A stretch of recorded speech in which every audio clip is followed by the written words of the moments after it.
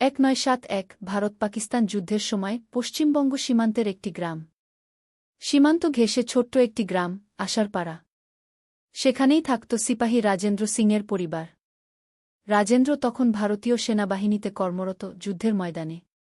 ঘরে স্ত্রী মীরা আর 6 বছরের ছেলে দীপু। প্রতিদিন সন্ধ্যায় মীরা ছাদে উঠে পশ্চিম আকাশের দিকে তাকিয়ে থাকত, কখন একটা চিঠি আসবে, কখন পোস্টম্যান আসবে হাতে কাঁপতে থাকা একটা খবর নিয়ে। একদিন খবর এল, রাজেন্দ্র নিখোঁজ। শুধু কি মিসিং ইন অ্যাকশন গু। মৃত না, জীবিত না, নিশ্চয়তা নেই কিছুই। মীরা হাল ছাড়েনি। প্রতিদিন দীপুর হাতে বাবার জন্য ছবি আঁকতে দিত, যেন সেগুলো একদিন পৌঁছায়।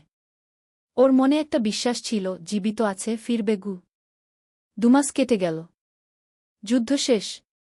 বিজয়ের উল্লাস চারদিকে, কিন্তু মীরার উঠোনে নীরবতা।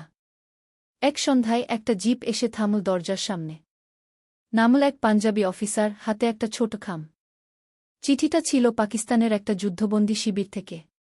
ভেতরে রাজেন্দ্রর হাতের লেখা, মীরা, আমি বেঁচে আছি। শত্রুপক্ষের হাতে বন্দী। জানি না কবে ফিরব। কিন্তু যদি ফিরি, দীপুকে বলো, বাবা তার আঁকা ছবিগুলো চোখে ধরে রেখেছে গি। মীরা হাঁপ ছেড়ে বাঁচে না, কাঁদে না, শুধু একবার মাথা তুলে আকাশের দিকে তাকায়। একটি যুদ্ধ শেষ হলেও অপেক্ষার যুদ্ধটা তখনও চলছিল।